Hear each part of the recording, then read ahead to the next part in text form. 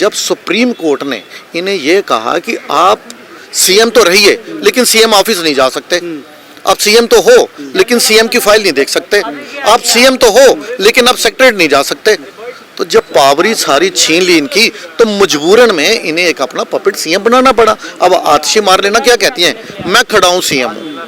ये जो है इनकी तुलना जो है वो भगवान श्री राम से कर रही हैं, कहती हैं ये श्री भगवान राम है और मैं भरत हूँ। और 2 दिन पहले कैलाश गहलोत जो मंत्री हैं उनका बयान आया कि मैं केजरीवाल जी का हनुमान हूँ, सिसोदिया जी कहते थे मैं लक्ष्मण हूँ, तो दिल्ली वासी त्रेता युग में जी रहे हैं इसका मतलब। तो जो अपने आप को खुद ही पपेट सीएम मान चुकी हैं ये कह रही है। और सबसे बड़ी बात है कि दिल्ली को 3 राज्यों के बाद पहला कम्युनिस्ट मुख्यमंत्री मिला, केरला में भी, वेस्ट बंगाल में भी, तमिलनाडु में भी, उसके बाद ये तीसरे मंत्री हैं जो कम्युनिस्ट है। और इनके ऊपर आरोप किस प्रकार के हैं कि इनके माता पिता जो हैं वो आतंकवादी समर्थक हैं। ये मैं नहीं बोल रहा, ये आम आदमी पार्टी की ही राज्यसभा सांसद स्वाति मालीवाल ने इनके ऊपर आरोप लगाए हैं कि ये जिसको हमने बना दिया है ये आतंकवादी समर्थक है। इन्हीं के साथ ही इनके ऊपर आरोप लगा रहे हैं, जनता या विपक्ष वाले आरोप नहीं लगा रहे।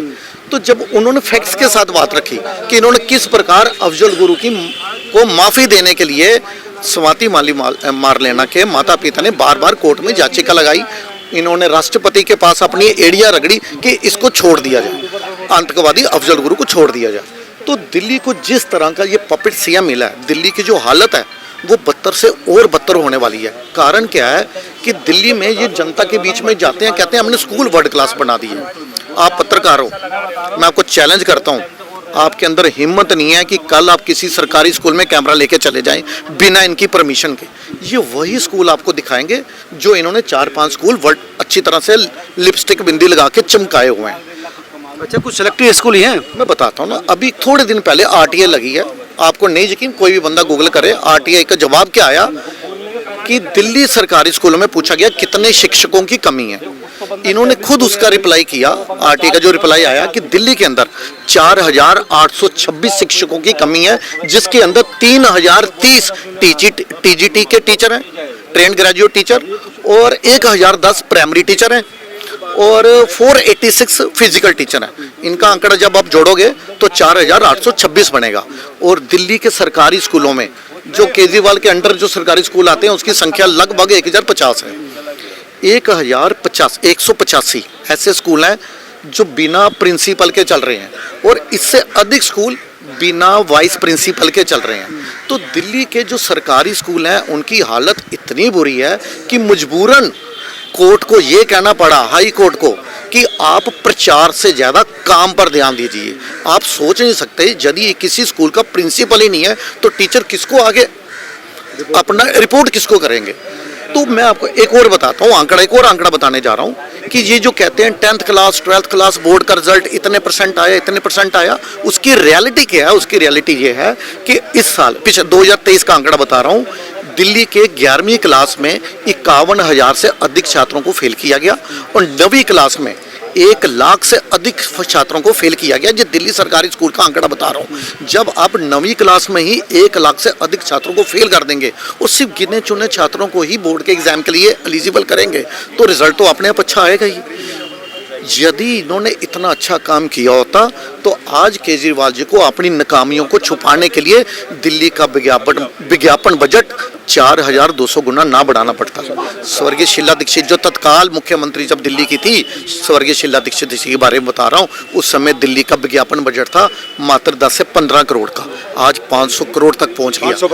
550। रीज़न क्या है कि केजरीवाल जी को अपनी नाकामियों को छुपाने की जरूरत है। इन्होंने जो काम किया है, इनका एक विशेष वर्ग का वोट बैंक फिक्स है जो 13% के आसपास है, जो इन्हीं को, वो 12 या 13% का जो वोट बैंक है वो है बीपीएल वाले, बिलो पॉवर्टी लाइन में, और 12-13% वो वोट बैंक है जो इनकी बातों में आ गया है।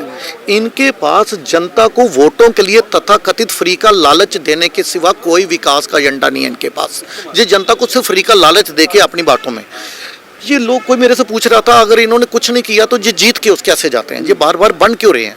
देखिए केजरीवाल जो हैं ये चिकनी चुपड़ी बातें कर कर, बोली बाली शक्ल बनाकर, ये पढ़े लिखे व्यक्ति को भी बेवकूफ़ बनाने में इनको महारत हासिल है।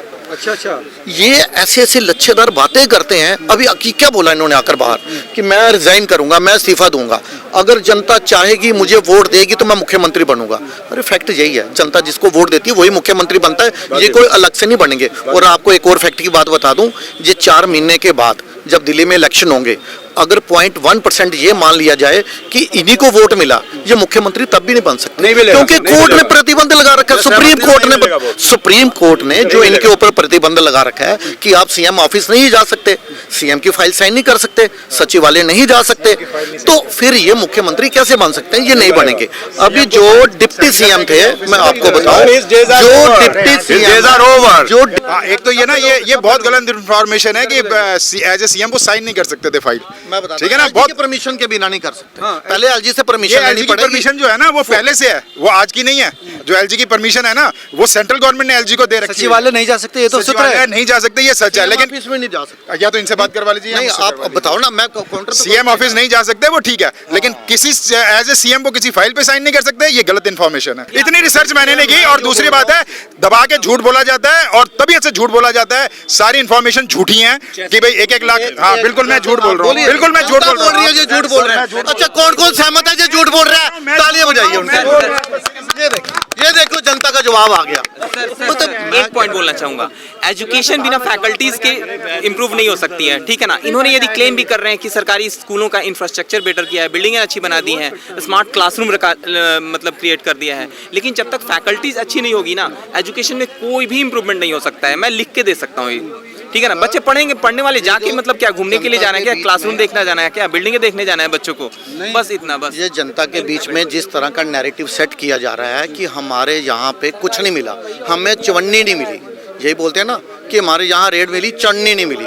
मैं कहता हूँ यदि इनके यहाँ चवन्नी नहीं मिली तो जो इन्होंने इतने बड़े बड़े अपने वकीलों की फौज खड़ी की हुई है, क्या वो वकील इतने निकम्मे हैं कि उनके पसीने छूट गए इनकी जमानत कराने के लिए?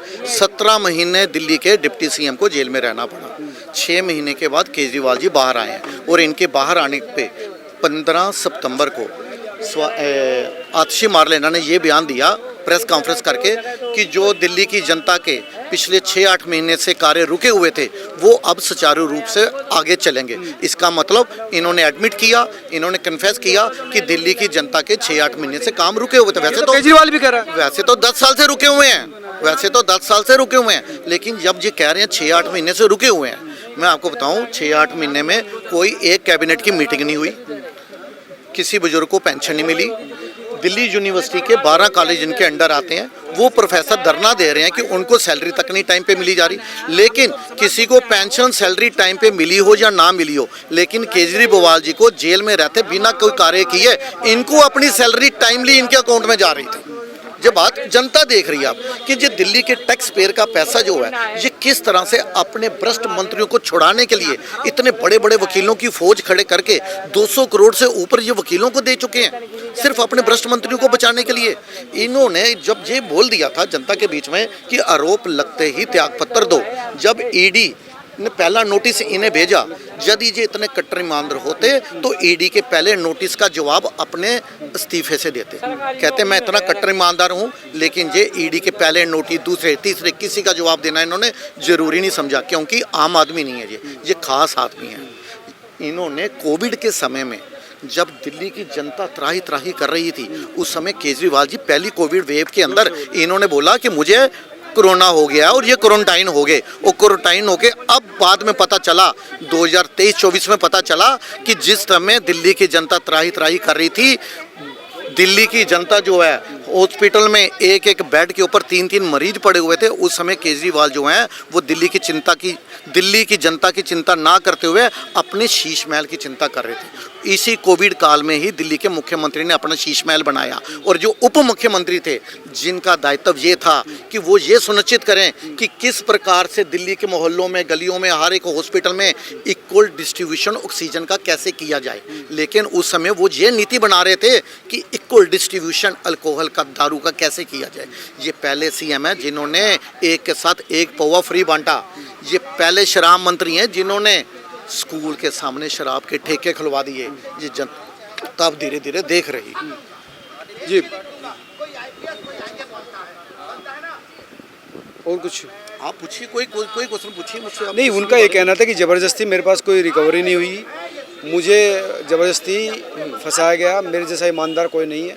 देखिए, यदि उनसे कोई रिकवरी नहीं हुई तो मैं अपनी पिछली बात पे फिर से आ रहा हूँ, उनके यहाँ से अगर कोई रिकवरी नहीं हुई, वैसे मैं आपको बताऊँ हाई कोर्ट ने खुद 338 करोड़ रुपए की जो ट्रेल है वो उन्होंने बात मानी थी। यदि रिकवरी 1 रुपए की नहीं हुई होती तो 17 महीने तक lower court, high court, supreme court तक इनकी बार बार जमानत इसी वजह से रद्द हो रही थी। रीज़न क्या था कि काफ़ी पुख्ता सबूत दिखाए जा रहे थे। यदि ये इतने इनोसेंट होते मुख्यमंत्री और उप मुख्यमंत्री तो इतने अधिक प्रतिबंध लगाकर बेल ना दी जाती। बेल इनको मिली आर्टिकल 21 के तहत कि एक आदमी का राइट है, अगर मान लो ये केस 4 साल 5 साल चला, उसके बाद क्या प्रूफ, अभी तक तो ये इनोसेंट है जब तक प्रूफ नहीं मिलता। सुप्रीम कोर्ट क्या कहती है, भले ही 100 दोषी छूट जाएं लेकिन किसी एक निर्दोष को सजा नहीं मिलनी चाहिए। तो आर्टिकल 21 के तहत इनको प्रतिबंध लगाकर सीएम की पूरी पावर छीनकर इनको बाहर इनको जमानत दी गई है। और जब ये कुर्सी पे बैठ ही नहीं सकते थे, यदि ये इनोसेंट होते तो उसी दिन इस्तीफा दे देते जिस दिन ईडी का पहला नोटिस आया था। अब जो इनके जो वकील, मैं आपको बताऊं, ये कोर्ट में जब जमानत लेते हैं तो ये नहीं बोलते कि चवन्नी नहीं मिली, हम कट्टर ईमानदार हैं। वहाँ पर बीमारियों का बहाना दिया जाता है। जब सिसोदिया जी थे अंदर तो क्या बोला जाता था कि इनकी पत्नी को बड़ी गंभीर बीमारी है, उनकी देखभाल सिसोदिया जी कर रहे हैं, तो कृपया इनको जल्द से जल्द बेल दी जाए। तो फिर कोर्ट ने ये कहा, यदि ये अपनी बीवी की दिन रात सेवा कर रहे हैं तो आपने इस शख्स को दर्जनों मंत्रालय क्यों दे रखे हैं जिसके पास वक्त ही नहीं है। ये जो आतिश मारलेना है, इनके पास भी दिल्ली के 1.5 दर्जन मंत्रालय हैं। और ये केजरीवाल जी दिल्ली के पहले ऐसे मुख्यमंत्री हैं जो बिना पोर्टफोलियो के काम कर रहे हैं, कोई मंत्रालय नहीं ले रखा। रीज़न क्या है कि इनका ऊपर से देखना कि किस प्रकार से घोटाले चल रहे हैं।